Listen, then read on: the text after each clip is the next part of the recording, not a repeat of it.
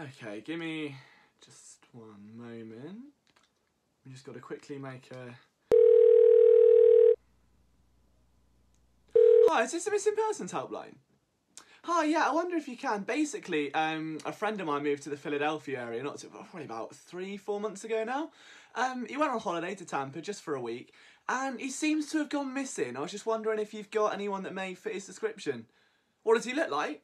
About 6'5", maybe 250 pounds, stocky white guy, very muscly, runs like a wide receiver, catches like a wide receiver, doesn't really block like a tight end. No, you've not seen him either? No? Named after... Where's he named after? Named after a place in America. Texas. Named after... Dallas. That's his name. Dallas. Yeah. No, you've not... No? Okay. Alright. No worries. Thank you very much. Bye. Damn. Hey guys, what's going on? Liam Jenkins here from Philly Sports Network, bringing you a slightly different video today. Now, normally I spend my Mondays recapping the game over on phillysportsnetwork.com, but I wanted to give you guys a little bit of a video recap and do something different. So, let's be honest, that was not the game that any of us really expected. The Bucs came in through for over 400 yards with some Ryan Fitz magic to go.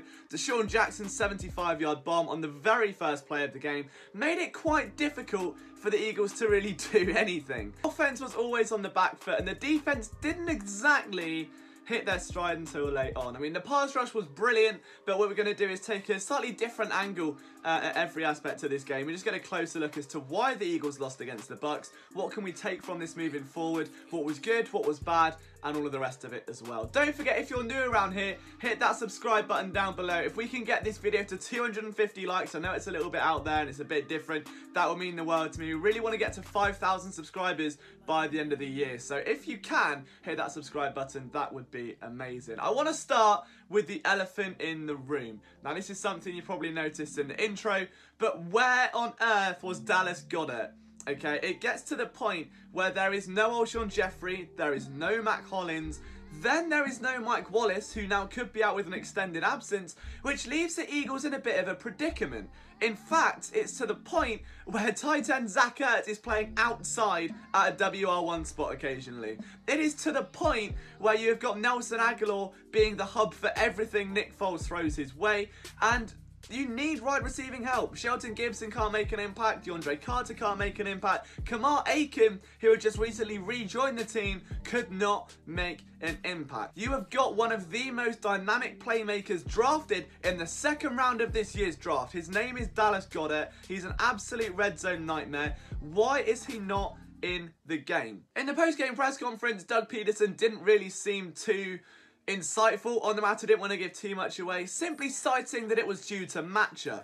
And I can't think of a matchup where Dallas Goedert would not be an improvement. You have got a Bucs secondary without Brent Grimes, without Vernon Hargreaves, and at times without Carlton Davis. I don't know how much more of a matchup-friendly atmosphere you can expect Dallas Goedert to thrive in. It blows my mind. I don't know why he's not out there. It's to the point where Joshua Perkins, a tight end out of Washington 1 year ago, played 26 snaps.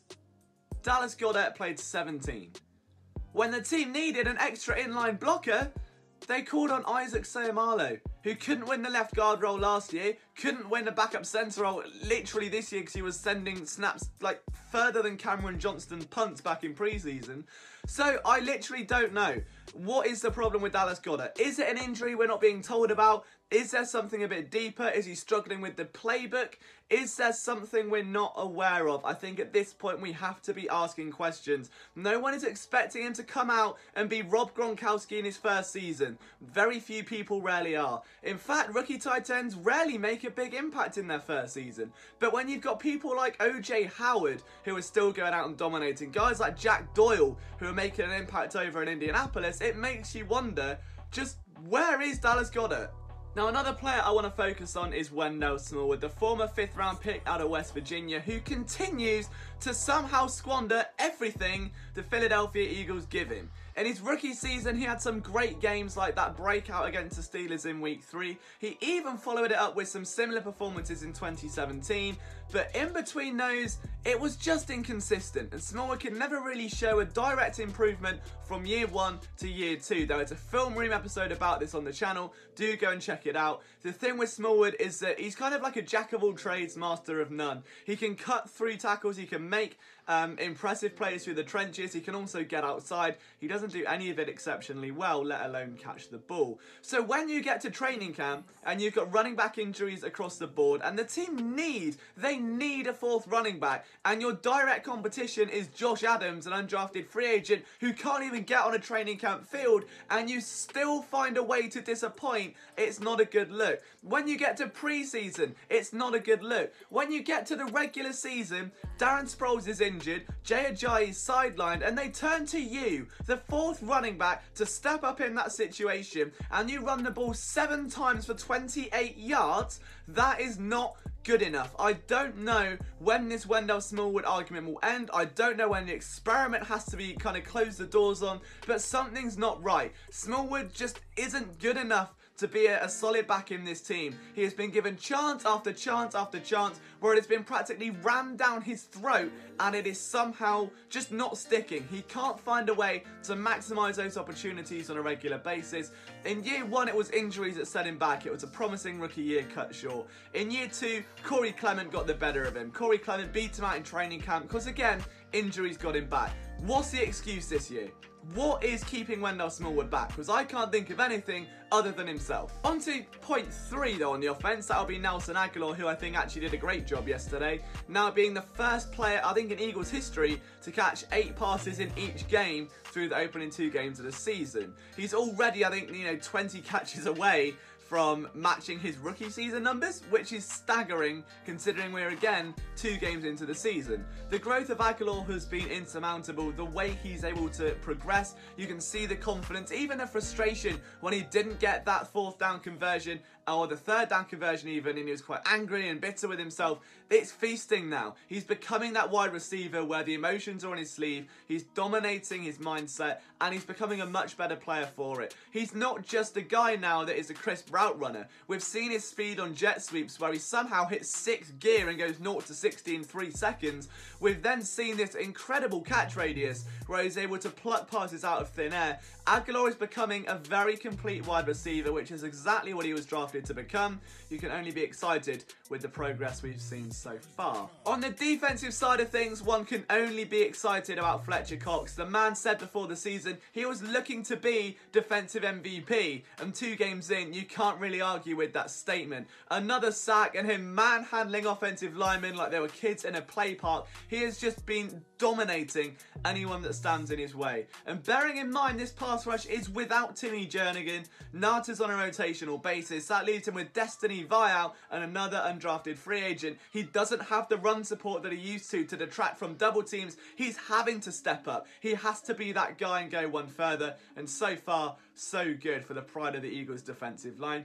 Derek Barnett, also a big standout as well. Made some big plays in the run yesterday. That's 2 games in a row that I've noticed he pushed through multiple blocks to set up a play for someone else. He's been able now to do what if he can take what he does in the run and put that in the pass, he's going to be an explosive pass rusher for years to come. But Barnett's growth going week in and week out, you can see the improvements there. They're only subtle, but they are improvements. He's no longer just a pass rusher with exceptional bend. Now he's getting a counter move. Now he's getting some upper body strength to throw those blocks out the way. He's really kind of refining his skill set, and that can only be seen as a positive. On the defensive back end though, boy do we have some problems. We spoke last week about Ronald Darby in the Eagles film room, that video on our channel as well, and how he actually won the matchup with Julio Jones. I would argue that he did the same again this week, if not for some sporadic tackles, which when you cover as well as you do and you give up those tackles, it's frustrating, but that's not the point of this video right now. We're looking at Jalen Mills,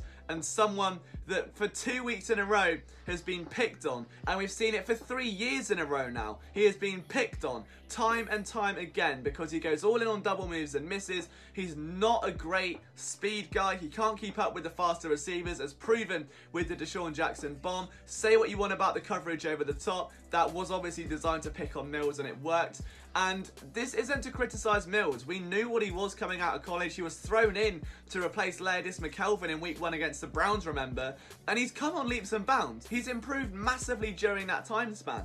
But he doesn't have the speed to keep up with faster wideouts. So when Jim Schwartz moves his coverage to play off man to benefit his cornerbacks so that they can break on the ball, they can close on the routes, and they can tackle instead of having to play catch up, instead of having to win man coverage over and over again, that is designed to help Jalen Mills. And somehow all that's happening is that offenses are scheming underneath, is that if the Eagles aren't going to break, then they're going to bend to their fullest potential, and Ryan Fitzpatrick will throw 400 yards worth of offense on you. It's a difficult spot to be in, but you can see the difference between Darby and between Jalen Mills, and you can visibly see in the game, Mills and Mike Evans were getting tangled a lot. There are a few verbal exchanges between the two players. This wasn't the first time it happened, and everyone is going to point to that final play on that drive where there was a face mask that wasn't called. I don't think, obviously, that's on Jalen Mills. It's clearly Mike Evans. But the two had some very vigorous exchanges verbally. You can see it back on the TV broadcast after every catch that was made.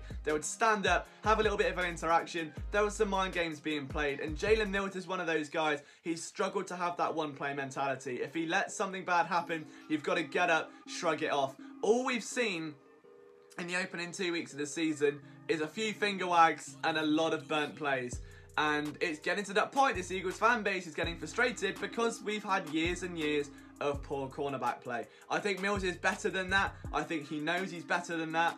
But he's come up against 3 or 4 or 5 even very dangerous receivers. You look at Julio Jones, Mohamed Sanu. You then go into week 2 where you've got Deshaun Jackson, one of the best speedsters in the game. Mike Evans. You're not going to get that every single week. He's not a cornerback 1. He's a CB2 guy. And I think give it a couple weeks, even against the Indianapolis Colts, he's probably going to have a much better run of things. In the games to come, he's going to settle down, especially when you get to games like Dallas, where it is a direct cornerback advantage. And if then he still struggles, then we take this debate more seriously. But at the end of the day, not even Richard Sherman in his prime would come out of a game without one bad play, without one mistake or something that hurt his team. That's the nature of the position, and unfortunately, it's just the way it goes. So let's just pump the brakes a little bit on the Jalen Mills, hatred right now. See what happens in a few weeks. It's a long season. It's been 2 weeks. And the Eagles have faced 2 very good wide receiving corps. So let's not, just tarnish him because he's not an elite cornerback, which, in all fairness, he never was primed to be. Let's just accept this as a learning curve. It's only going to get better as time goes on. We'll see where he stands in a couple of weeks' time. If you like this kind of video, guys, let me know. Hit that subscribe button. Give me a like down there. Let's get it to 250, as we said earlier on. We're going to have a couple of Eagles film room videos coming out later this week. So if you want to see it and anything in particular, let me know in the comments. If you've got any questions you want me to answer in another video, let me know. We want to get some Q&As and some interactive stuff as well. So from myself, Liam Jenkins, I'll see you next time for another video recap of an Eagles game.